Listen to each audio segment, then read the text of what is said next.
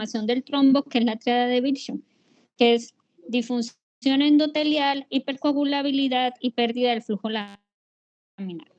Entonces, cuando nosotros hablamos de difusión o activación del endotelio, recuerden que son lesiones donde yo me voy a volver todo es tanto procoagulante como proinflamatorio.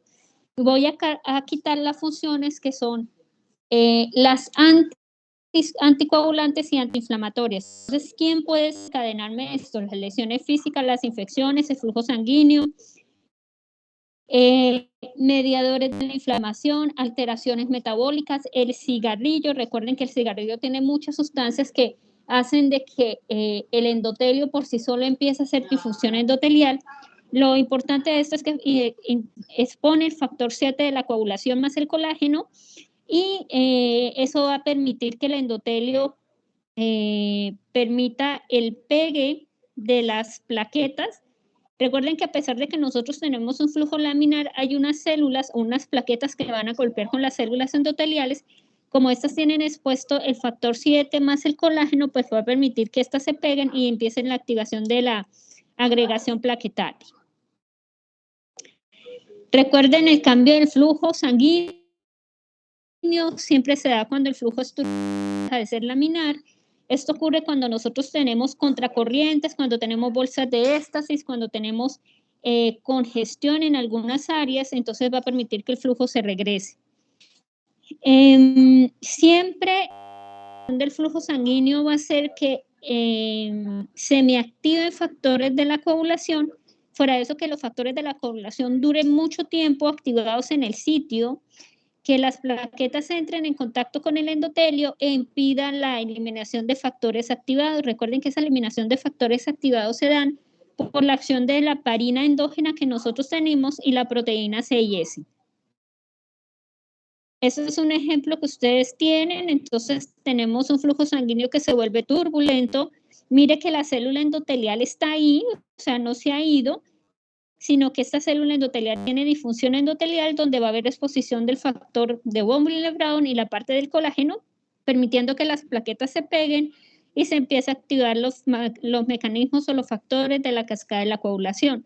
Como hay difusión endotelial, pues no se me va a degradar los componentes de la cascada de la coagulación, porque no tengo heparina ni proteína C, y eso es lo que hace que ese trombo que se me está formando en la luz del vaso sanguíneo pueda crecer.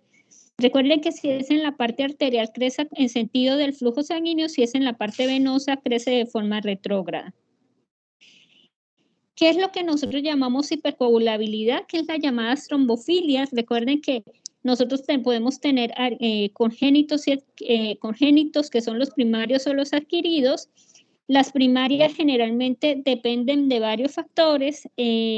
Casi el 2 al 15% se deben a alguna mutación. Esas mutaciones pueden ser o por deficiencia de anticoagulantes o mutaciones de factores de coagulación. Recuerden que un ejemplo de esto es la mutación del factor 12, que a diferencia de por lo menos la mutación del factor 8 como en los hemofílicos, la mutación del factor 12 me va a causar trombosis. Y aquí ustedes tienen varias cosas primarias que nos pueden generar hipercoagulabilidad. Tenemos la mutación del factor 5, la mutación por lo menos del factor 12, déficit de antitrombina, de proteína C y S, defectos de la fibrinolisis. Ustedes tienen varios factores primarios que me pueden desencadenar hipercoagulabilidad. Recuerden que cuando yo tengo hipercoagulabilidad, generalmente asociado a factores primarios, estos pacientes empiezan a hacer trombosis en sitios raros, no en sitios tan frecuentes. Y los factores secundarios son aquellos que están asociados a una alteración generalmente de la pared o una alteración de la función normal de algún componente vascular, como hablábamos en el infarto agudo de miocardio, que hay una pared que está dañada. O también está asociado a que hay alteración del flujo sanguíneo o al consumo de ciertas sustancias o ciertas enfermedades. Entonces, ciertas sustancias como el tabaco, ciertas enfermedades como el cáncer, pero ustedes aquí tienen por lo menos el embarazo, las cirugías, el cáncer, las prótesis cardíacas, la trombocitopenia inducida por heparina, hay un síndrome que es uno de los más importantes, que es el síndrome de anticuerpos antifosfolípidos. ¿Este síndrome en qué consiste? Vamos a ver si hablamos aquí o es en el siguiente. Esto es para que ustedes recuerden las primarias, las secundarias, que son las trombofilias adquiridas. Espérenme a ver a este. Bueno, el síndrome de anticuerpos antifosfolípidos es una enfermedad del colágeno. Es una enfermedad que afecta en mayor proporción a mujeres que a hombres. Y lastimosamente la forma de hacer el diagnóstico es que aparece mucho en edad reproductiva y las señoras consultan porque tienen abortos a repetición.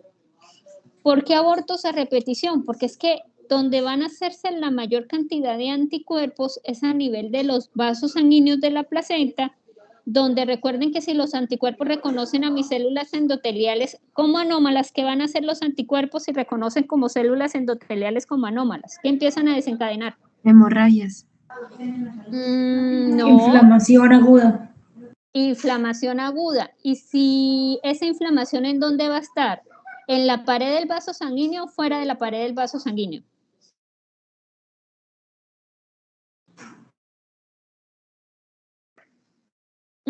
¿En dónde creen ustedes que va a estar esa inflamación? En la pared. En la pared, porque es que está reconociendo las células endoteliales como anómalas. Entonces, esa inflamación aguda se me va a ubicar en la pared del vaso sanguíneo. Y si se me ubica en la pared del vaso sanguíneo y los neutrófilos llegan y se degranulan, ¿a quién van a dañar? Al endotelio. Al endotelio. Y si se me daña el endotelio, ¿qué va a exponer? ¿Qué factor? El factor de von Willebrand. El factor de von Willebrand y el colágeno, que va a permitir que se agreguen las plaquetas y se me hace un trombo. Eso ocurre en los vasos pequeños, pero todo eso va a ocurrir en mayor proporción en la placenta. Entonces, por eso es que, y más adelante se van a dar cuenta cuando veamos malformaciones congénitas.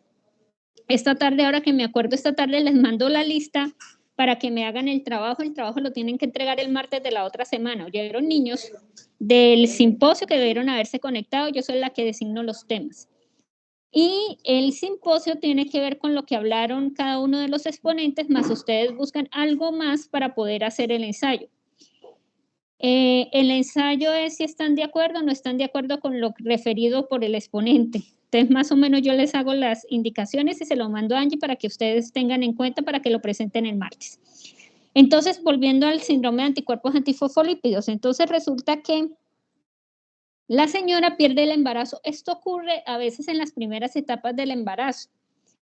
Es complicado hacer el diagnóstico al principio porque cuando hacen el legrado por la pérdida, a veces la cantidad de material genético, de material de membrana, o sea, de las vellosidades, es muy poquita lo que nos llega más decidua de la mamá.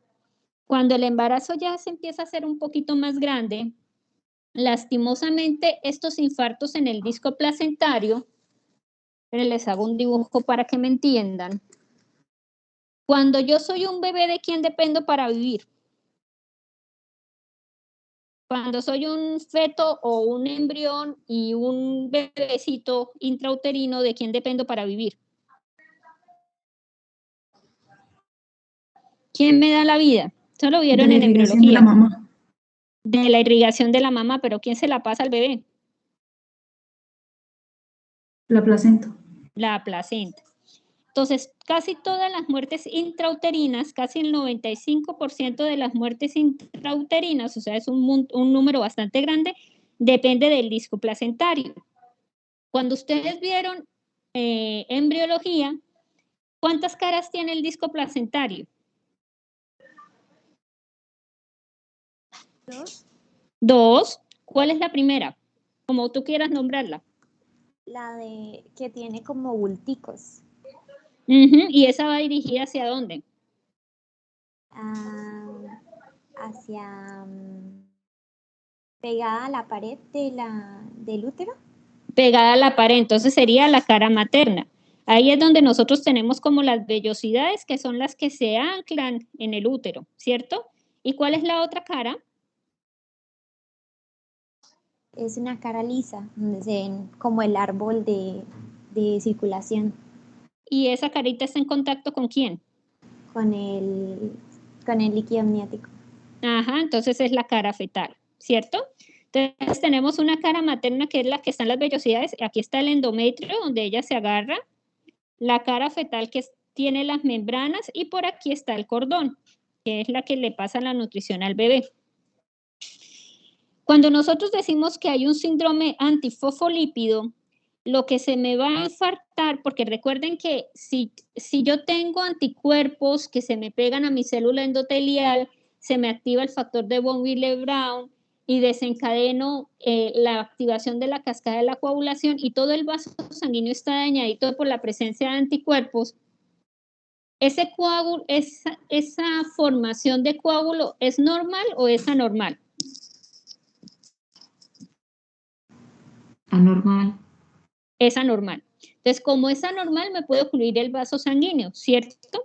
Si me ocluye el vaso sanguíneo, el trombo me ocluyó el vaso sanguíneo, ¿yo qué voy a hacer en esta vellosidad? ¿Qué puedo hacer? ¿Va a pasar sangre o no va a pasar sangre? Isquemia. Isquemia. Entonces, ¿y la isquemia? ¿Qué me causa la isquemia después? ¿Qué me va a hacer un tejido o una célula cuando está en isquemia? Necrosis. Y como son vasos capilares arteriales lo que se cierra, ¿qué tipo de necrosis voy a hacer? ¿Cómo se llama? ¿Coagulativa? Coagulativa. Entonces, pongan que el bebé ustedes tienen este disco placentario que es como una arepita, les digo yo, y hay una parte que está anclada que es la que tiene las vellosidades con la mamá pero esa parte se me empieza a infartar y a necrosar. Y por aquí es por donde pasan los vasos sanguíneos. ¿Qué pasa con la nutrición del bebé? ¿Le va a llegar nutrición o no le va a llegar nutrición? No, no le llega. No le llega. Y si no le llega nutrición, ¿el bebé qué te puede empezar a hacer si no come? Si ustedes no comen, ¿qué les pasa? Primero ¿Se disminuye el vuelven más tamaño. gordos? Sí. Disminuye el tamaño. Entonces, aquí una de las características es que el bebé va a ser de bajo peso para la edad gestacional y de baja talla. Llamamos restricción del crecimiento. ¿Por qué el crecimiento está restringido? Porque la cara materna de la mamá no está funcionando. Esto cuando ocurre solamente, pongámosle en el 40% del disco placentario, o sea, el 40 está infartado y el 60 le sigue pasando sangre. Pero si resulta que ese infarto sigue creciendo y ya tiene infartado el 95%, ¿será que el bebé es capaz de vivir con un 5%? ¿Ustedes qué dicen? ¿Puede vivir con un 5%? No. Entonces, aquí el bebé puede hacer lo que nosotros llamamos muerte fetal intrauterina y se va a convertir en lo que se llama cuando el bebé se muere intrauterinamente, un óbito fetal. Entonces, el problema del síndrome antifosfolípidos es que el síndrome antifosfolípidos va a dañar los capilares, los que se unen con la parte, los que me permiten el intercambio gaseoso. Siempre va a ser en la parte del disco placentario. Entonces, ¿qué ocurre? Estas señoras hacen pérdidas a repetición. Por eso es que las pérdidas a repetición deben ser enviadas a patología. Porque nosotros en patología, cuando revisamos el disco placentario, podemos decir que fue un defecto en el cordón, fue un defecto en las membranas, fue un defecto en las vellosidades, o fue un defecto en la parte, o una hemorragia o un hematoma intervelloso, etc. Y eso los puede orientar, porque es que si yo le digo a una señora que tiene síndrome antifosfolípido, que está formando trombos, no solamente en el disco placentario, en todas sus componentes circulatorios, ¿ustedes qué creen que es el tratamiento para esta paciente? ¿Qué tratamiento le darían? Anticoagulantes. Anticoagulante. Y la señora te dice, doctora, yo quiero quedar embarazada. Entonces lo que hace uno es cuadrar a la paciente. ¿Qué quiere decir cuadrar a la paciente? tenerla, no la puedo tener sobre anticoagulada porque recuerden que el disco placentario se puede soltar y la señora me puede morir de una hemorragia. Pero tengo que tenerle un poquito más elevados los niveles para que ella no me vaya a formar trombos, sobre todo a nivel del disco placentario, para que el bebé alcance a llegar lo más lejos de una adecuada maduración, o sea, que alcance a llegar a los 37, a veces no alcanzan a llegar a los 37 semanas, llegan a las 36, 35 semanas, pero alcanzaron a llegar y pueden ser compatibles o viables. Pero hay que tener cuidado, ¿por qué? Porque por lo menos si yo le doy un anticoagulante que se llama la warfarina es teratogénica, la que no es teratogénica y es endógena es la heparina. Entonces, son una de las recomendaciones. Entonces, siempre todas las pérdidas a repetición para patología, porque independientemente a veces nosotros también mandamos a hacer estudio genético, si no se puede sobre la pieza, porque a veces me llega en formol, se manda a hacer a los papás una asesoría genética para mirar si no tienen alguna alteración que les están causando los abortos a repetición, fuera del síndrome antifosfolípidos. Creo que Sebastián tiene una pregunta, pero Sí, no la veo. Cuéntame. lo que pasa es que, bueno, si le hacen tratamiento con heparina, entonces la heparina también conduce a trombos, ¿no? No siempre, Por lo de trombocitopenia mediada por heparina. pero no a todos los pacientes. Recuerden que la trombocitopenia inducida por heparina es que yo empiezo a hacer anticuerpos contra la heparina. Y no todos los pacientes, como no todas las pacientes andan sin síndrome antifosfolípido. Entonces, yo no la voy a utilizar tanto tiempo, o sea, lo que yo hago es tratarla de anticoagular, entonces utilizo heparina de alto peso molecular para luego bajar la heparina de bajo peso molecular, que es mucho más estable que la de alto peso molecular. Pero en estos pacientes es mejor manejarla con heparina, porque la warfarina es teratogénica. Yo no le puedo dar medicamento teratogénico a la paciente, ¿por qué? Tiene riesgo de hacer ¿qué? Malformaciones. Exactamente, entonces tú le vas a hacer que llegue el embarazo a feliz término, pero le vas a dar warfarina y le van a hacer un bebé con alteraciones de corazón, vía biliar y alteraciones del sistema nervioso central. Entonces, ¿es viable o no es viable? ¿Qué prefieres? No, claro, heparina. Ah, bueno, entonces ahí empieza, por eso es que estos pacientes es complicado manejarlos. ¿Por qué es complicado manejarlos? Porque el hecho de que yo le dé heparina, pero yo no la pueda sobrecoagular, porque es que ella va a tener un riesgo de hemorragia si empieza con trabajo de parto pretérmino, si hace un abrupto placentario, la hemorragia va a ser masiva porque la tengo anticoagulada. Entonces no puedo ser ni mucho ni poco, o sea, la tengo que tener estable. ¿Por qué se lo digo? Yo por lo menos aquí yo tuve un caso de una señora que ya había tenido 3 pérdidas, lastimosamente en las 2 primeras no las pasaron para patología, en la tercera pérdida sí la pasaron para patología y lo que a mí me llamó la atención en el disco placentario era que más del 90% del disco placentario tenía trombos y tenía isquemia, tenía áreas de necrosis y coagulación y tenía unos trombos bastante marcados. A ella en el diagnóstico de la necropsia, porque el bebé no alcanzó a terminar, el bebé llegó hasta la semana 19, en la necropsia le puse que a ella había que descartarle síndrome de anticuerpos antifosfolípidos. El bebé tenía una restricción de crecimiento intrauterino, el tamaño del bebé no daba para 19 semanas, daba como para unas 12 semanas. Entonces, cuando ella fue al hematólogo, el hematólogo le hizo todo el estudio y encontró que la señora tenía síndrome de anticuerpos antifosfolípidos y le inició el tratamiento. Ella se tomó warfarina, después ella habló con el hematólogo que quería volver a quedar embarazada. El hematólogo le explicó los riesgos y empezaron a manejarla con heparina, pero la señora quiso suspender la heparina. ¿Ustedes qué creen cuando suspendió la heparina? ¿Qué hizo? Volvió a lo mismo de siempre. Sí, pero con la diferencia de que esta vez el bebé se alcanzó a llegar al término, ella suspendió la heparina casi en la semana 36 y vino y ella me hizo trombosis de miembros inferiores a nivel de las ilíacas, ni siquiera en la femoral, arriba en las ilíacas, y la señora me hizo en la parte final una embolia pulmonar masiva, por lo que la señora se murió. Entonces, cuando solicitaron la necropsia clínica, claro, yo entré, la hice, después revisamos, ahí me di cuenta, después cuando revisamos la base de datos, que era una paciente que yo ya le había diagnosticado y que sospechaba de un síndrome antifosfolípido.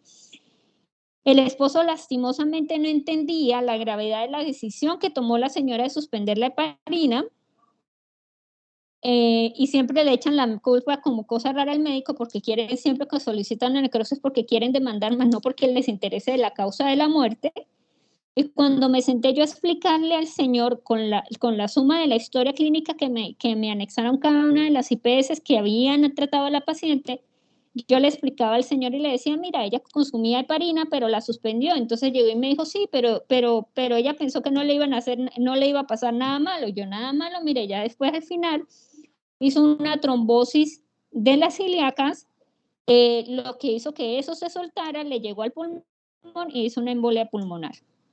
Entonces, ¿es culpa del médico? No, no es culpa del médico. Si el médico no le hubiera mandado la heparina, sí es culpa del médico. Pero ahí el médico le estaba dando el tratamiento tal como tiene que dárselo. El problema fue la señora que lo suspendió.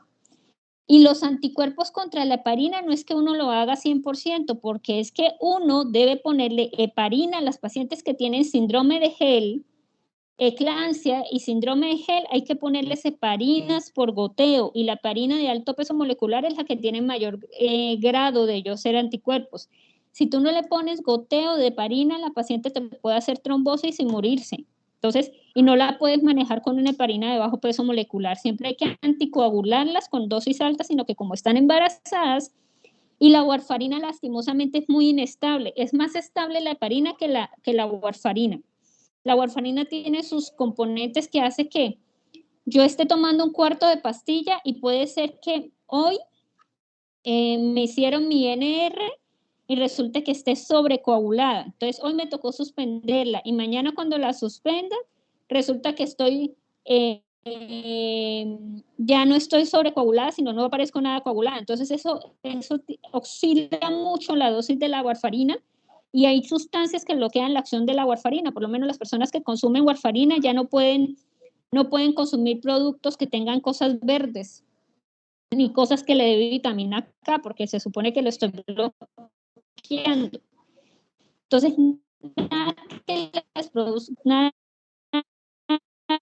que dé vitamina K ni cosas verdes pueden consumir. Entonces, ¿qué te puede dar?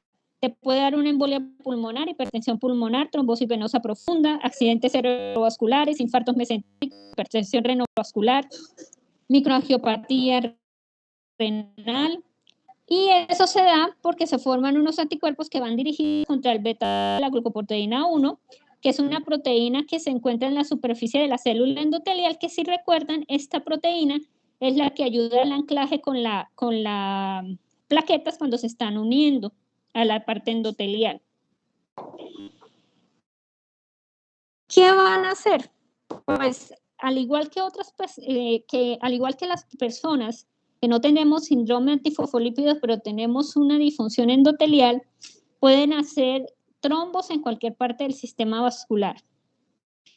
Puede hacer trombos en la parte arterial, en la parte venosa, pero recuerden que en la parte cardíaca formación de trombo o un infarto previo. O sea que primero hizo el trombo la señora en una cardíaca, en una arteria cardíaca, la cual obstruyó la pared, produce el infarto y posteriormente esa parte se empieza como no tiene un movimiento normal, permite que se me agreguen las plaquetas a ese lado.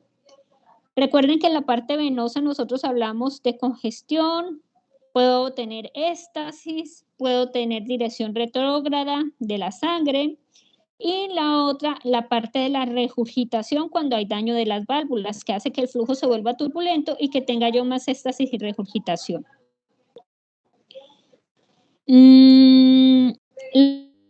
Trombos, hay una cosa, como nosotros no vemos la parte de morfología, pero como para que recuerden, cuando ustedes vayan a ser rurales, a ustedes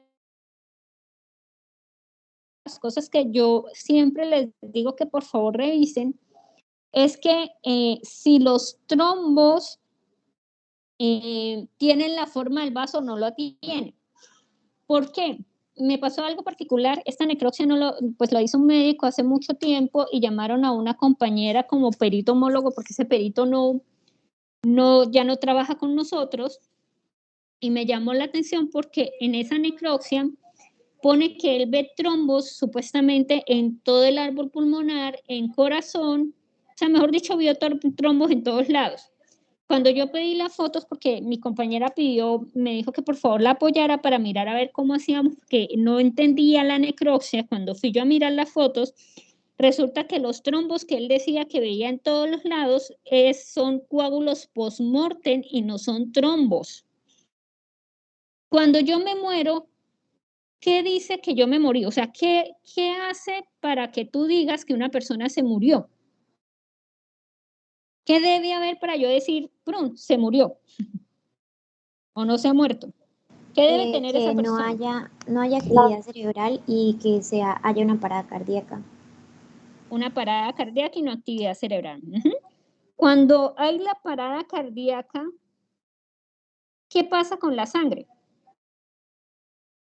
Se detiene. Y si se detiene la sangre, ¿qué ocurre? Se coagula. Se coagula. ¿Y por qué se va a coagular? Por la estasis. ¿Por qué va a haber éxtasis si se supone que tengo parada cardíaca y se supone que la éxtasis y la congestión son procesos activos? ¿Por qué se coagula o por qué empieza a ser, o qué empiezo a hacer yo en el vaso sanguíneo cuando se detiene? Se detiene la sangre en el vaso sanguíneo. ¿Qué va a pasar? ¿O qué ocurre?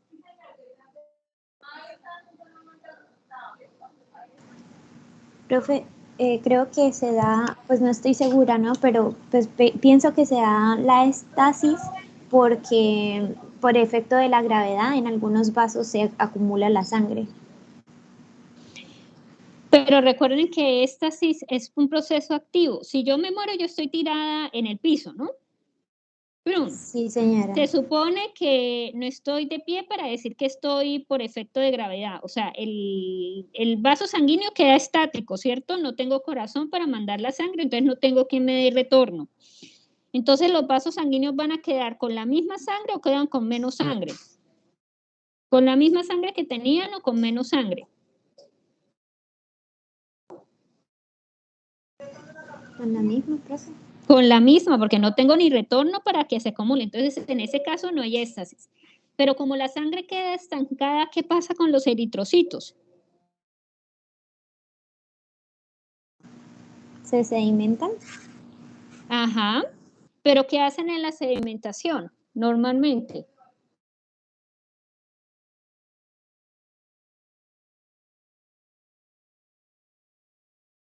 El flujo sanguíneo, para que esté flujo laminar, una de las ideas del flujo laminar es que los eritrocitos o las células entren en contacto lo menos posible, uno, para que no se estallen entre ellos.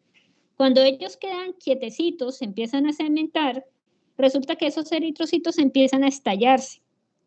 Entonces, si se estallan, ¿qué se va a liberar? ¿Qué tiene el eritrocito? La hemoglobina. La hemoglobina. Pero fuera de eso, como la sangre se estanca, va a entrar en contacto también lo que son las plaquetas con la pared endotelial. Como no hay flujo sanguíneo, o sea, no hay flujo, no hay oxígeno, esas células endoteliales empiezan a hacer ¿qué proceso? Si no hay nada de oxígeno. Disfunción endotelial. Antes de la disfunción, si yo no tengo oxígeno, ¿qué voy a hacer? Recuerden que estoy muerta, hipoxia. Pero no, el señor está muerto y no respira. Después, ¿qué hace la célula? Rapidito. Eso no le alcanza a hacer espacio para hipoxia. ¿Qué va a hacer rapidito la célula? ¿Va a entrar en qué proceso? Isquemia. Y si entra en isquemia, ¿qué vas a poner rápidamente? El factor de von Willebrand. Ajá, el factor de von Willebrand y hay agregación plaquetaria. Pero hay una cosa particular. Estos trombos no van a crecer. ¿Por qué no crecen? no crecen para taparme la luz del vaso, esos se extienden, como si fuera laminar por la pared del vaso, entre comillas. Porque solamente están haciendo ese proceso con pues, las proteínas y las moléculas que estaban ahí. Como no hay flujo, pues no están llegando más. Exactamente. Entonces, cuando las personas se mueren, sacan unos coágulos, pero esos coágulos, lo particular, que ya les voy a mostrar unas fotos para que me entiendan. Cuando yo hablo de trombosis y que la persona hizo la trombosis en vida, yo saco ese trombo y va a tener la forma del vaso sanguíneo. O sea que si el vaso es ramificado como una V, ustedes van a sacar ese trombo y ustedes lo ponen en la mesa y les va a quedar como una V, igualito. O sea, no es que yo lo acomode, sino que va a quedar igualito. O sea, yo lo tiro ahí y va a quedar como una V. En cambio, los trombos post-mortem, ustedes lo sacan y lo ponen en la mesa y se escurre como una plastica, como si fuera una torta mal, le faltó un poquito de harina a la arepa, entonces se les escurre y no va a tener la consistencia ni la forma de la estructura donde yo lo saqué. La otra característica es que, bueno, esto no se ve tanto, esto es en caso, por lo menos cuando a mí me llega el tejido, yo sí miro si hay eritrocitos, si hay fibrina y si hay parte de plaquetas, sobre todo cuando me llegan los trombos, para yo mirar si realmente es un trombo verdadero o es algo de poscoagulación. Nosotros también tenemos otros tipos de trombos, como son los trombos murales, que recuerden que es cuando se hacen los trombos en la pared de las cámaras cardíacas. Tenemos los trombos arteriales, que son oclusivos y la gran mayoría afectan las coronarias, pero también afectan las renales, y las mesentéricas son las que más les gusta afectar. Tenemos los trombos venosos, que es lo que se llama flebotrombosis, que recuerden que contienen más eritrocitos y son algo un poquito más firmes, sobre todo cuando nosotros los extraemos de miembros inferiores, y ya les voy a mostrar por qué. Entonces, estas son unas gráficas que ustedes tienen en la ROMIS, son trombos transmurales, y la parte de los trombos que también ustedes pueden encontrar transmurales en un aneurisma de la aorta, porque se hace una doble pared. Recuerden que la aorta es muy grande para poderse ocluir, pero se pueden formar trombos en la pared y soltarse. Nosotros, otra de las cosas que tenemos, por lo menos, mira, esto es lo que yo les comentaba, los coágulos postmortem. Yo les digo la grasa de pollo o la gelatina de grasa de pollo, pero es que cuando uno les tiende, tiene un color amarilloso, y eso es característico de la ruptura del eritrocito como tal. Y nosotros tenemos otros trombos que se pueden hacer, que dependiendo de la ubicación se pueden llamar. Cuando los trombos se hacen por debajo de las válvulas, se van a llamar vegetaciones. Esas vegetaciones tienen dos características. Pueden ser vegetaciones asépticas o vegetaciones sépticas. Recuerden que cuando yo hablo asépticas es que no tienen microorganismos, cuando yo hablo de sépticas es que tienen microorganismos, o sea que se me formó el trombo y por ahí se me pegó la bacteria y me puede desencadenar émbolos con procesos infecciosos.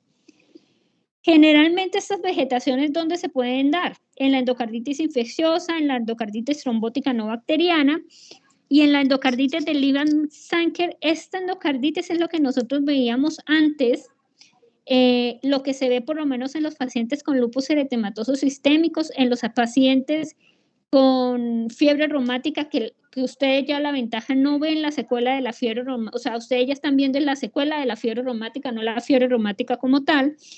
Y ya cuando veamos el próximo capítulo se van a dar cuenta que ese término está mal dado, porque no quiere decir que haya afectación de las articulaciones, sino es una afectación cardíaca.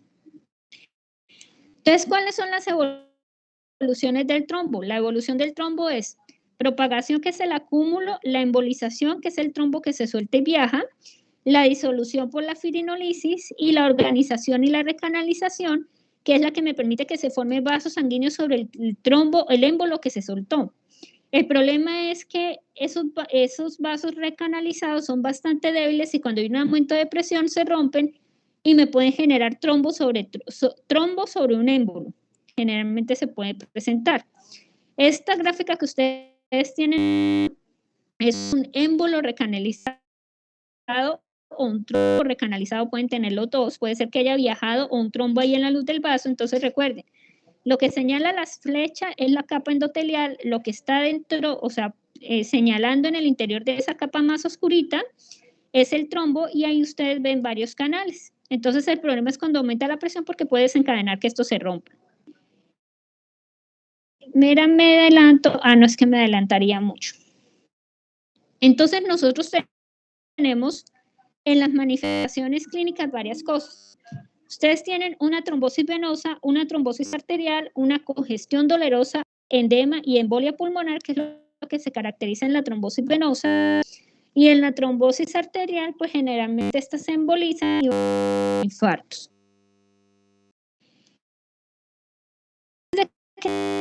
Hay una trombosis, una embolia paradójica. ¿Qué es la embolia paradójica?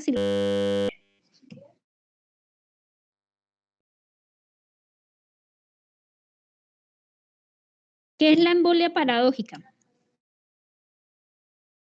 Profe, pues que un émbolo, por ejemplo, de la parte pulmonar pase a la sistémica, y pues eso es más que todo cuando hay daños en el corazón, como por ejemplo comunicación interventricular. Entonces, esto quiere decir que se formó el trombo en la parte venosa, o sea, en cualquier, o sea, parte venosa es que puede venir de la poplitea, puede venir de la femoral, puede venir de las ilíacas, y cuando este estaba entrando a la parte derecha del corazón, había una comunicación, ya sea interauricular o interventricular, donde la presión del lado izquierdo es mayor y ese trombo va a pasar directamente, venía de la parte venosa, va a pasar directamente a la parte sistémica y me puede llegar a cerebro o me puede llegar a otro órgano. Generalmente afecta más cerebro. Entonces, a veces se ponen a mirar, por lo menos piensan que el paciente tiene un trombo transmural o tiene unas vegetaciones a nivel de la aorta o la mitral, y resulta que cuando revisan al paciente exhaustivamente encuentran que el paciente tiene una comunicación interauricular e interventricular, entonces ahí empiezan a sospechar que el trombo venía de la parte venosa. ¿Por qué se caracteriza la trombosis venosa? Entonces, generalmente la trombosis venosa afecta más la parte profunda que superficial del sistema. Se caracteriza porque hay edema en miembros inferiores, por eso es que una de las cosas, y siempre les recuerdo, jóvenes, ojo, siempre revisen miembros inferiores. Lastimosamente en urgencias están tan embolatados que se les olvida que hay cosas sencillas que a ustedes les pueden orientar el diagnóstico, por lo menos. Si ustedes tienen, a ver, les pongo un caso que yo hice, lastimosamente ese caso, después me llegó la responsabilidad médica y lastimosamente sí me tocó chutarle la responsabilidad al médico general que la atendió. Fue una paciente posparto vaginal de 29 años que llega a su servicio de urgencias y llega con dificultad respiratoria. Y le refiere que está algo ahogada. Cuando usted la revisa, pues efectivamente la encuentra hipoventilada. ¿Qué otra cosa del examen quieren saber? ¿O qué les orienta el examen? Examen, la ocultación hipoventilada, frecuencia cardíaca taquicárdica. ¿Qué otra cosa del examen físico quisieran ustedes saber?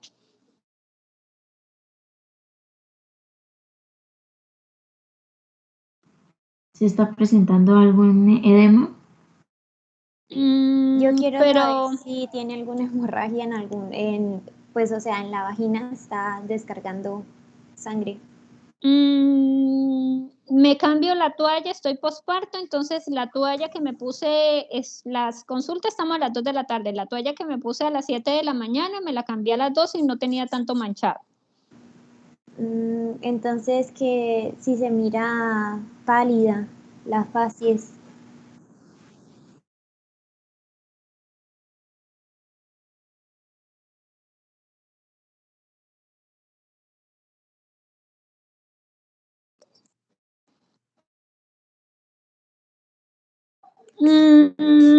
Es morenita, entonces, pues, ¿qué le puedo decir? Me ven igual porque estoy en posparto y el posparto fue hace 2 días y fue un parto, pues, que duré casi 3 días en trabajo de parto y no comí mucho en esos días.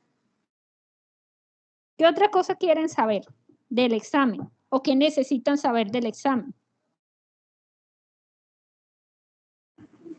auscultación de la válvula tricúspide mitral.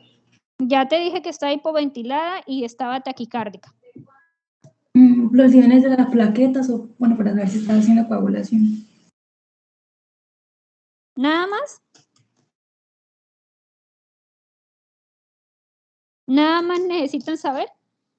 Si está orientada, o sea, si no tiene como problemas neurológicos, o sea, si Pues tiene llegué a como... la consulta y te estoy diciendo que hace 2 días tuve posparto, que mi sangrado no están, entonces solamente con las preguntas tú ya te estás dando cuenta que estoy orientada. ¿Nada más necesitan saber?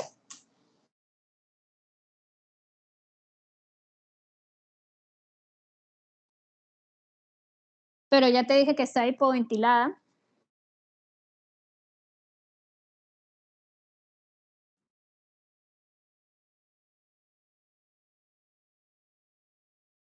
Estoy hipoventilada, doctora. Y me auscultas hipoventilada. Profe, ¿y no se le podrían mandar tiempos de coagulación para descartar que tenga por ahí una hemorragia por algo de coagulación, una alteración de coagulación? Joven, ahí mire, ustedes con lo que me están preguntando ya tienen un 0, carajo. Se nota que no han leído el capítulo. ¿Qué les puse en la primera diapositiva que ustedes tienen ahí? ¿Qué dice? ¿Qué dice en esa diapositiva que tienen ustedes ahí, en la 99? ¿Cuál es el título? Que está en rojo.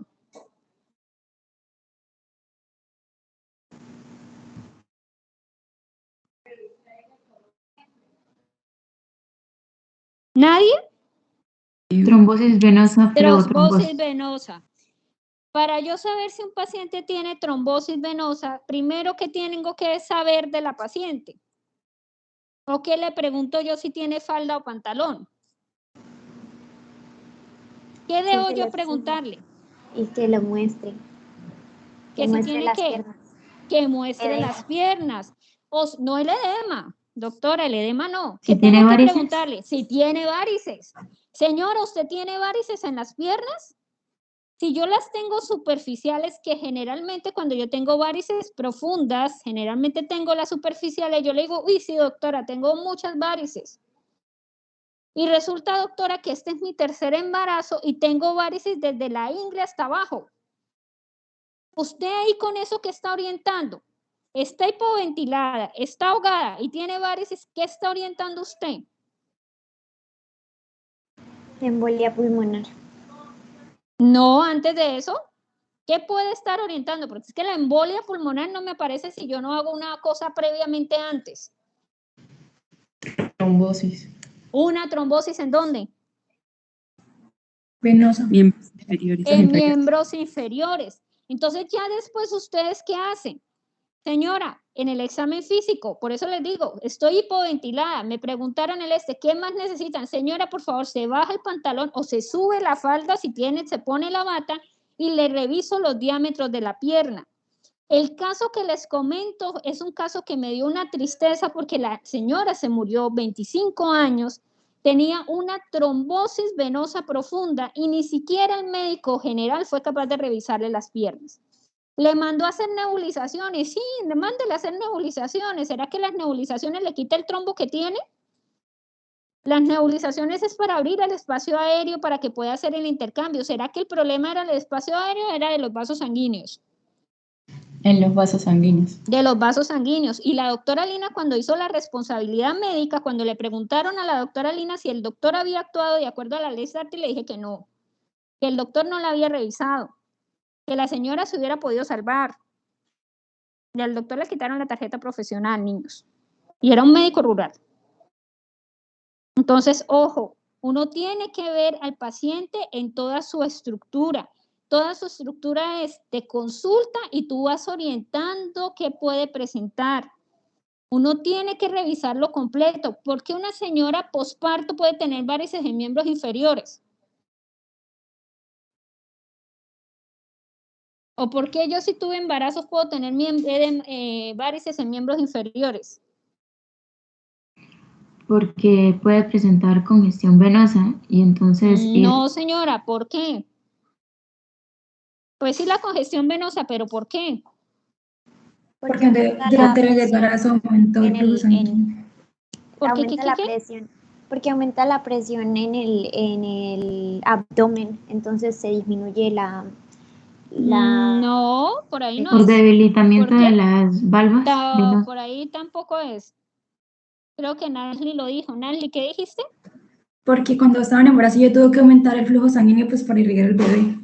No, por ahí tampoco. Profe, ¿Por por los qué? cambios hormonales. No, tampoco. No leyeron el capítulo. Me estoy dando cuenta que no leyeron nada de este capítulo. ¿Por qué una embarazada puede ser varices en miembros inferiores?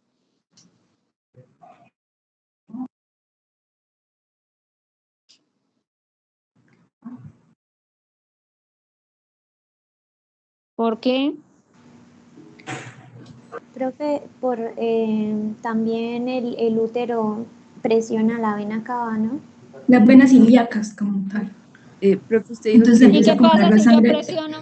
¿Y qué se pasa empieza si a yo acumular la presiono sangre en los vena? miembros inferiores. Y Exactamente, ahí es porque el donde produce útero la comprime las venas ilíacas y no permite que haya el flujo de sangre. Entonces la sangre se me va a acumular en los miembros inferiores. Por eso es que las mujeres embarazadas tienen mayor riesgo de hacerme varices y sobre todo varices profundas. Pero el gran porcentaje de las mujeres embarazadas tienen varices, ya sea superficiales o profundas.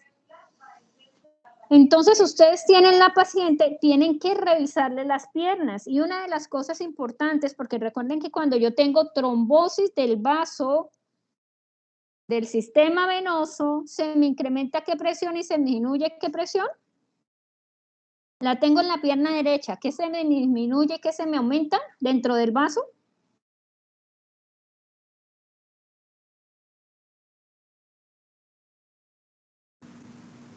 Se aumenta la presión hidrostática y se disminuye la calor osmótica. Entonces voy a hacer edema. ¿En cuál? ¿En las dos piernas o en una sola pierna?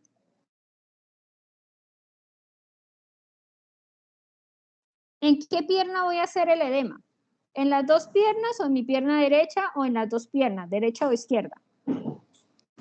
En la que esté afectada por la trombosis, ¿no? Exactamente, entonces por eso es que ustedes van a encontrar que el paciente va a tener un diámetro de la pierna más grande una que la otra, a diferencia de si es un edema, porque yo duro mucho tiempo de pie. Si yo duro mucho de tiempo de pie, ¿cómo va a ser el edema? ¿Igual en dos piernas o diferentes? Igual en las dos piernas. En cambio acá el edema va a ser asimétrico, va a ser en la pierna que está afectada y en la otra pierna que no. Entonces eso les ayuda a orientarse el diagnóstico. Entonces, una de las cosas importantes, bueno, ya hablamos, entonces aparece en el sistema superficial o profundo, es más común en el profundo. Siempre va a haber varices asociadas, o sea que cuando ustedes presentan un paciente con embolia pulmonar, siempre revisen los miembros inferiores, siempre. Siempre van a encontrar alteraciones de los diámetros, va a haber edema en miembros inferiores, van a tener úlceras a veces en miembros inferiores. ¿Y dónde puede ocurrir la trombosis? Generalmente les gusta mucho o uno la ve mucho en la parte poplitea, pero tú la puedes encontrar en la femoral, en la ilíaca. Y recuerden que esos trombos por aumento de presión se pueden soltar y me pueden llevar a una embolia pulmonar. Entonces aquí ustedes tienen el ejemplo. Entonces recuerden, yo tengo mi parte venosa que depende de valvas y de la contracción muscular. En la primera gráfica ustedes ven el funcionamiento normal. ¿Qué pasa? La valva de abajo se cierra, hay contracción muscular, manda la sangre, la valva de arriba se abre para dar el retorno de sangre.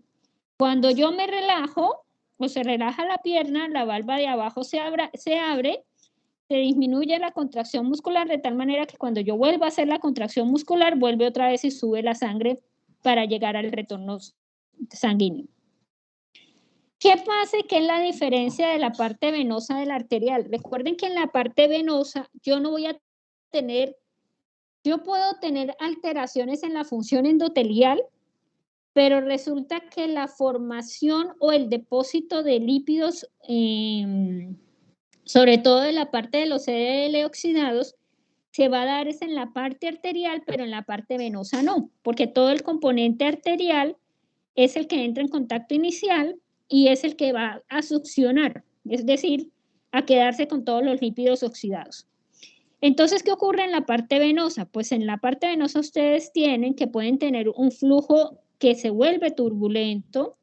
Ese flujo turbulento ocurre cuando hay daño de la valva que me permite que la sangre se me regrese y que se forme un éxtasis y congestión, y que ese flujo turbulento pegue con mi célula endotelial, la cual ya tiene, por lo menos puede tener una disfunción, y se me empieza a agregar las células, y esas células que se me agregan y se me pegan ahí me van a formar el trombo. En cambio, ustedes en la parte arterial, recuerden que siempre tienen una alteración de la luz que ayuda a que el flujo se vuelva mucho más turbulento y que haya mucho más adherencia a los componentes de la formación del trombo, que son las plaquetas, los glóbulos rojos y las células sanguíneas. Vuelve y juega, entonces ustedes tienen aquí varios componentes. Entonces, esta es una de las cosas de los dibujitos que me gusta. Entonces, usted tiene un sistema profundo. Aquí puede ser por lo menos la apoplitis. ¿Qué normalmente ocurre? Mire por lo menos la gráfica 1. La sangre viene, sube, se abre la valva y la sangre pasa y luego se cierra. Cuando yo tengo una alteración de ese proceso, es que la valva se abre, pero nunca se va a cerrar, o sea, queda abierta, lo que hace que la sangre se me regrese. Y al regresarse, eso va a permitir que ocurra un flujo turbulento en el vaso sanguíneo y empiece yo a hacer la agregación plaquetaria para la formación del trombo. Después, ¿qué puede haber? Un incremento del flujo brusco. Recuerden que lo que está pegado a la membrana basal o a la célula endotelial es lo que se agarra firmemente, pero lo que ustedes ven en la parte más arriba está agarrado parcialmente. Entonces, cualquier cambio de flujo puede hacer que un pedacito se me rompa y empiece a viajar, que es lo que nosotros llamamos como embolia. ¿Qué ven ustedes en la tercera gráfica, a mano derecha? ¿Qué le ven de diferente a la de la mitad? El cambio de forma. Curvas. Y si ustedes, las curvas, ahí aparece curiosa. una vena curvosa. Nosotros la necesitamos recta, pero esta es curva. Pero al aparecer las venas curvas, ustedes se dan cuenta que a veces se vuelven curvosas en las valvas. Y si ustedes suben las valvas ahí, estas valvas pues se cierran, pero queda un hueco en la mitad, porque se anchó, o sea, se ancha el perímetro del vaso sanguíneo. Entonces puede ser de que la valva se cierre, pero como queda un hueco, ¿qué pasa con el hueco que queda entre las dos valvas? Queda un hueco en la mitad. ¿Qué me va a desencadenar eso? ¿Que la sangre se regrese o que no se regrese? Que se regrese y ocasione que se regrese. Exactamente. Entonces, por eso es que las varices por sí solas desencadenan flujo turbulento, porque me daña, o sea, como se ancha, se vuelve más ancho y no vuelve a su estado inicial, las valvas sí se cierran, pero no van a cerrar una al frente de la otra, sino que siempre va a quedar separada. Y eso permite que la sangre pase por toda la mitad y se me vuelva el flujo turbulento y tenga yo la formación pues del trombo como tal. Mire por lo menos este ejemplo que ustedes tienen acá, donde vamos a explicar por qué la persona hace la parte de la embolia como tal. Entonces, mira, lastimosamente las mujeres somos más susceptibles a la trombosis venosa profunda. 1, por el embarazo. 2, por los anticoagulantes, iba a decir anticonceptivos orales. El riesgo ha disminuido, porque ya los anticonceptivos orales los hacen con microdosis, pero todavía siguen en el mercado anticonceptivos orales con dosis altas. Entonces, ¿cuál es el problema? Que esas dosis, y ahorita se van a dar cuenta, los niveles hormonales de las mujeres nos induce a la formación de trombos.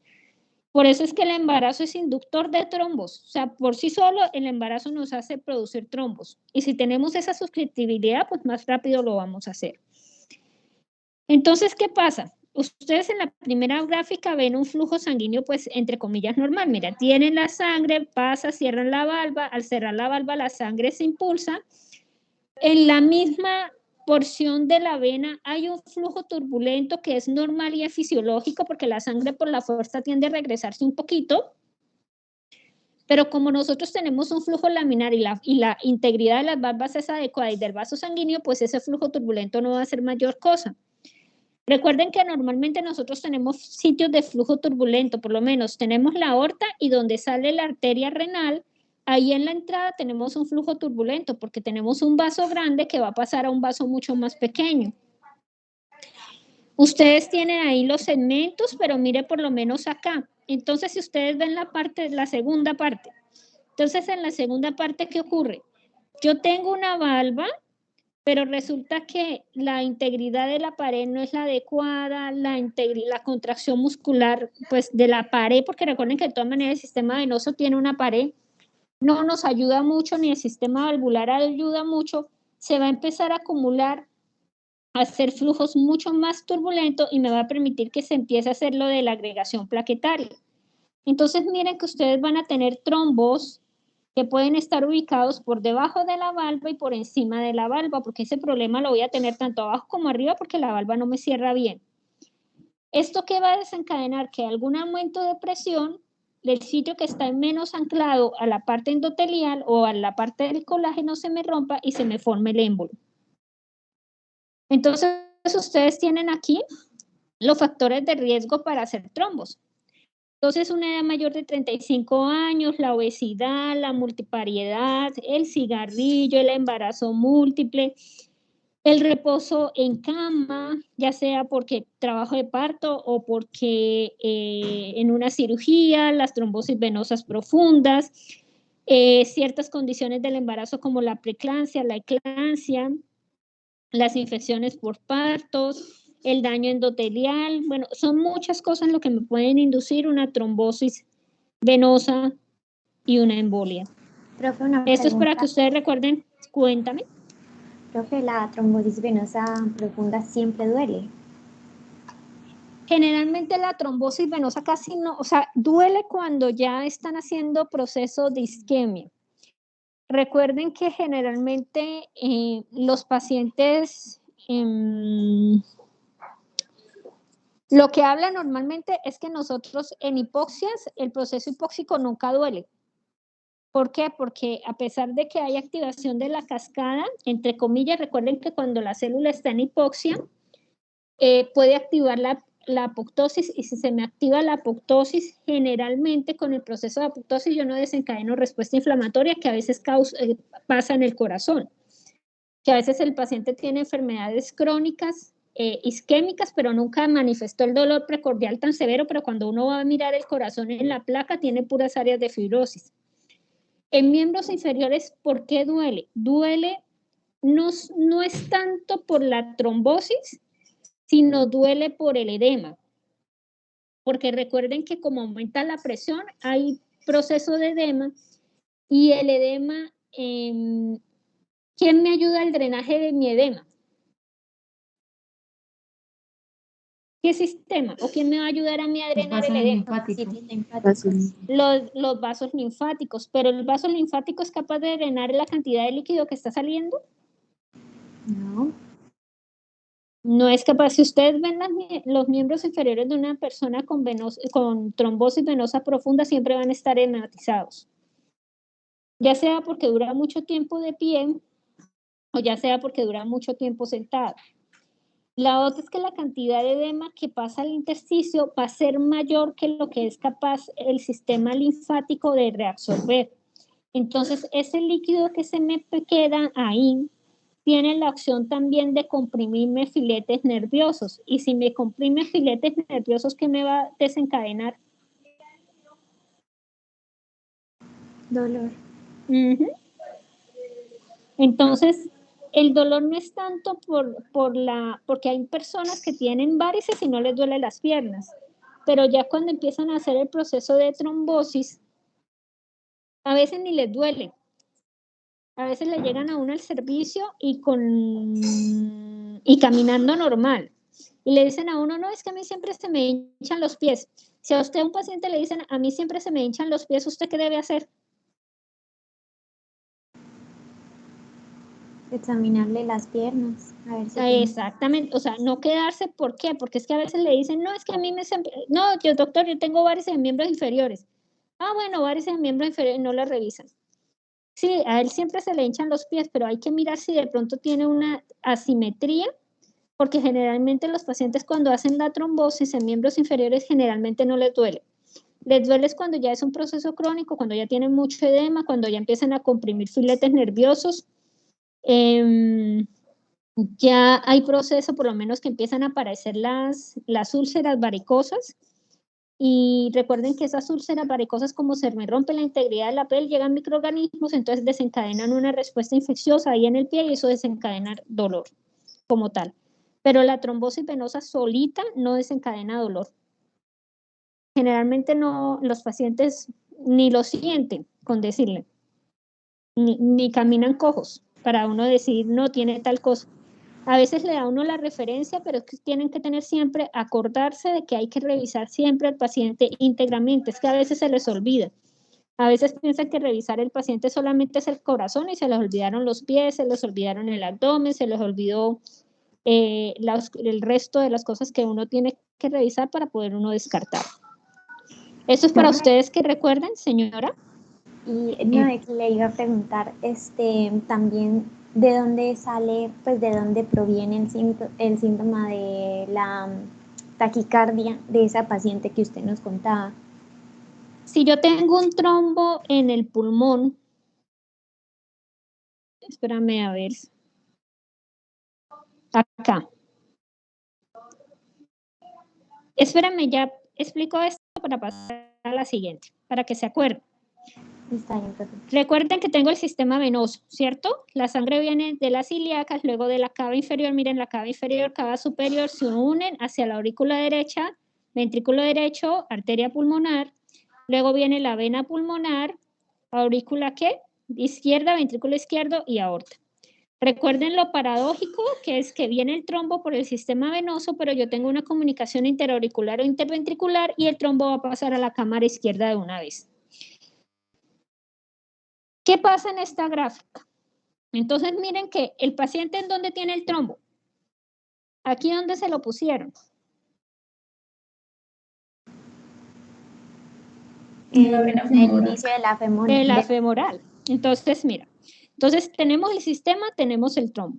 Resulta que él empezó con un trombo, tenemos el éxtasis, aumento de la presión. Ahí en esa parte, en ese miembro inferior, ustedes que van a encontrar como característico en el examen físico, un edema y un diámetro mayor de una de la otra, ¿cierto? Aumentó el flujo y resulta que se rompió, hicimos una embolia, pasó por las ilíacas, luego la cava, de la cava pasó a la aurícula derecha, de la aurícula derecha pasó al ventrículo derecho, pero resulta que ese émbolo es chiquitico. Como es chiquitico, ¿se va a quedar en la arteria pulmonar o va a pasar la arteria pulmonar? Puede pasar la arteria pulmonar. Pasa la arteria pulmonar y en este caso, miren el dibujo del pulmón. ¿En dónde se me va a quedar ese trombo? Pasó la arteria pulmonar y ¿en dónde se quedó? Las lobulares. En las lobulares o en las ramificaciones.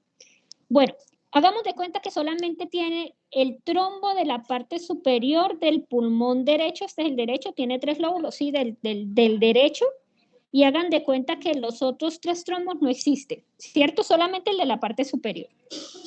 ¿Qué pasa cuando la sangre tiene que mandar, cuando el corazón, qué pena, que el corazón tiene que mandar la sangre por el pulmón, pero resulta que hay un tamponcito ahí en la parte superior y en la parte inferior no hay tamponcito? ¿Qué le tiene que hacer el corazón para mandar la sangre y que la sangre llegue igual como tenía que estar llegando? Hacer más trabajo, más fuerza para... Más fuerza. Entonces ahí le contesto la pregunta a su compañera. Si yo tengo que hacer más fuerza para vencer resistencia, porque resulta que si está el trombo ahí, ¿qué pasa con la oxigenación? Va a ser menor. Aumenta, va a ser menor, ¿cierto? Bueno, entonces voy a estar en hipoxia, ¿no? O sea, que ese lado del pulmón no me va a funcionar.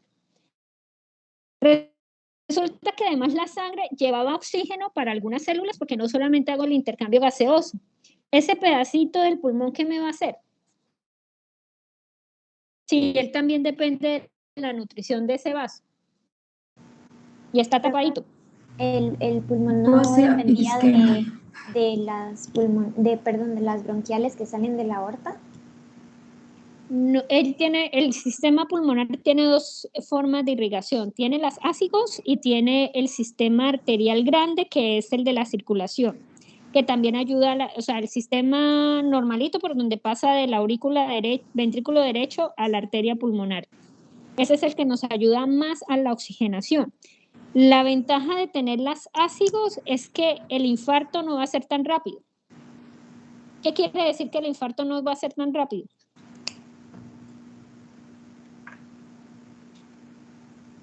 Para ustedes, ¿qué quiere decir que el infarto no va a ser tan rápido si tengo tapado el principal?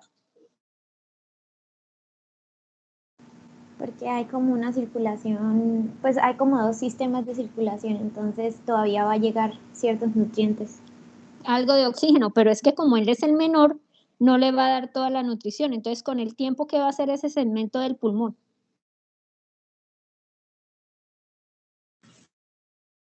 Recuerda, no isquemia y se infarta el pulmón. Si yo tengo que aumentar, porque tengo que aumentar la resistencia, recuerden que para yo aumentar las resistencias tengo que aumentar el trabajo. Para aumentar el trabajo, ¿yo qué aumento? ¿En qué se ve reflejado el aumento de trabajo? En la frecuencia cardíaca. ¿Aumenta el gasto cardíaco? No entendí. La frecuencia cardíaca me dijeron en uno, pero el otro no lo entendí. ¿Qué aumenta también? El gasto cardíaco. El gasto cardíaco. Pero aumenta también la frecuencia cardíaca. Entonces, por eso la paciente usted la va a encontrar hipoventilada. ¿Por qué va a estar hipoventilada? ¿Quién le da la nutrición? Ya dijimos que se daba la nutrición por ambos sentidos, ¿sí? Pero la principal es esta que está tapada. ¿Qué le va a pasar a los alveolos, a las células alveolares que recubren los alveolos que están en ese segmento? No le llega el oxígeno adecuado, hay una hipoxia. ¿Qué puede pasar? ¿Qué empieza a hacer? Atrofia. Atrofia. ¿Después qué hacen? No dura mucho tiempo en atrofia porque ellas dependen del oxígeno y de la nutrición. ¿Después qué empiezan a hacer? Apoptosis. Apoptosis. Pero recuerden que hay unas que me van a entrar en isquemia. Si yo estoy en hipoxia, ¿la hipoxia qué me desencadena? Inflamación aguda. Inflamación aguda. Y si yo tengo inflamación aguda, ¿qué pasa con los vasos sanguíneos que están por encima de donde está tapado?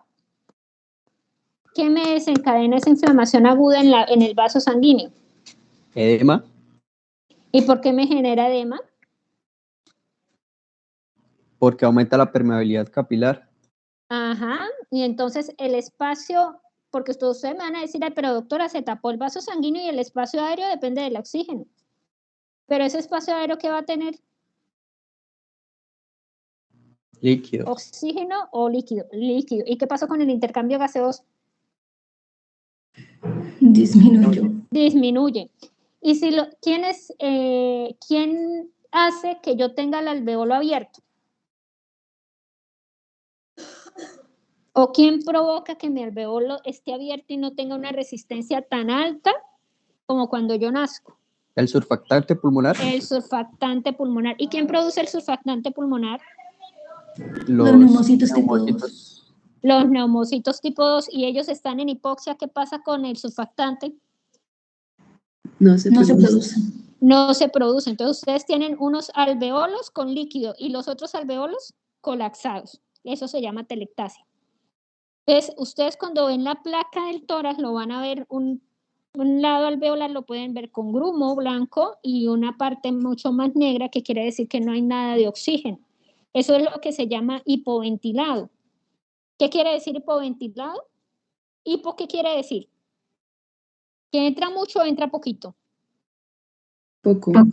Poco. Y ventilado, de ventilación, o sea, le entra poco ¿qué? Aire o oxígeno si quieren ponerle, sobre todo aire. Entonces, mire todo el daño que hace solamente tener un trombito en un área del árbol vascular pulmonar. Es más grave cuando se hace en troncos grandes. Si se hacen troncos terminales, pues es menos grave, pero sin embargo me afecta la función pulmonar de ese segmento. Mire, por lo menos ustedes acá, el ejemplo, entonces tenemos el émbolo que viaja, pasa otra vez, entonces vena cava inferior, sube, aurícula derecha, ventrículo izquierdo, ustedes ven en la arteria pulmonar, y mire cómo ingresa y como es tan chiquito, mira que este ya no se quedó en una arteria grande, no se me fue para el ápice, pero este se me fue ¿para dónde? Para la base del pulmón. Entonces, en este caso yo voy a tener alterada la parte de la base del pulmón. Y el corazón, como yo le aumento la resistencia, porque es que el corazón no dice, ay, no, yo dejo mandar sangre para ese lado, él tiene que aumentar el trabajo, entonces me va a hacer, por eso una de las cosas que ustedes van a encontrar en los pacientes que me hacen embolias pulmonares masivas, que duran tiempito vivos, o sea, que no se me mueren de una vez, yo voy a encontrar que cambia de adaptación en el ventrículo derecho. Hipertrofia. Hipertrofia. Y ya ahorita lo vamos a explicar mejor. Mire, esto era lo que acabamos de hablar. Entonces, ¿qué pasa? El paciente me hace la parte, tenemos el ejemplo de la gráfica anterior, entonces tenemos, hizo el trombo, émbolo, viajó, lado derecho del corazón, entró a arteria pulmonar y llegó a una ramita del lado izquierdo. Les explico esto para dejarlos hasta acá para que puedan seguir, no sé si siguen con clase ahorita. Entonces, ¿qué me va a hacer ese trombo en el lecho vascular? Me va a aumentar el espacio muerto alveolar. ¿Qué quiere decir el espacio muerto alveolar? Lo que acabamos de hablar. Que hay alveolos que si está cerca aumenta la presión por el proceso de hipoxia, me va a generar respuesta inflamatoria, aumento de la permeabilidad y voy a tener edema. Pero también hay unas células que entran en hipoxia, dejan de producir el surfactante y entonces los alveolos empiezan a colapsarse. O sea, tengo las dos cosas. Cuando yo tengo eso, el paciente empieza a hacer un proceso que se llama hipoxemia. Recuerden que la hipoxemia es cuando yo incremento los niveles de CO2 y se me bajan los niveles de oxígeno. ¿Por qué se incrementan los niveles de CO2 y se me baja el oxígeno? Porque el intercambio está bajo, profe. Ajá, porque tengo más partes de alveolo muerto o aumenta el espacio muerto alveolar que no me va a permitir el intercambio gaseoso. Entonces, ¿qué le toca hacer a los otros alveolos? Suplir la función de lo que está dañado, ¿cierto? Entonces, por eso es que va a haber una hiperventilación alveolar. O sea, que el paciente usted lo va a encontrar, ¿qué? Hiperventilando, o sea, va a aumentar su frecuencia, ¿qué? Respiratoria. Pero a su vez, recuerden que el trombo me ocluye el vaso sanguíneo y la célula endotelial va a empezar a hacer un proceso como de disfunción endotelial. Fuera de eso hay liberación de histamina y fuera de eso hay liberación de componentes de la respuesta inflamatoria. Esos componentes de la histamina, recuerden que me producen el vaso sanguíneo, entre comillas, vasodilatación, pero la liberación de histamina en el bronquio que me va a producir. ¿Lo tienen ahí de primero? ¿De rosadito? Entonces, si yo hago broncoconstricción y tengo espacio alveolar muerto, ¿qué pasa con la cantidad de oxígeno que tiene que entrar? ¿Aumenta, disminuye o queda igual? Disminuye. Disminuye. Entonces, ¿qué ocurre o qué le toca hacer al paciente si disminuye el aumento de oxígeno? Como mecanismo mío compensatorio, ¿qué sigo haciendo? Aumenta la frecuencia respiratoria. Sigo hiperventilando, ¿cierto? Aumento la frecuencia respiratoria. Pero a su vez, esto me va a aumentar la resistencia vascular pulmonar y recuerden que la resistencia se da porque tengo un tapón y tengo que hacer más fuerza para poder romper esa resistencia que tengo en el tapón ahí en la parte terminal de esa ramita. Entonces eso va a desencadenar que el aumento de la presión de la vía respiratoria y va a producir que haya más vasoconstricción. Si ustedes se dan cuenta, todos los procesos que me va llevando es un proceso vicioso que va aumentando las condiciones iniciales. Si yo hago vasoconstricción, hago más aumento de espacio muerto, hago más hipoxemia, hago más hipoxia, hago más edema, hago más respuesta inflamatoria, daño más alveolos, no produzco surfactante, entonces se me está volviendo un proceso vicioso como tal. Después, ¿qué ocurre?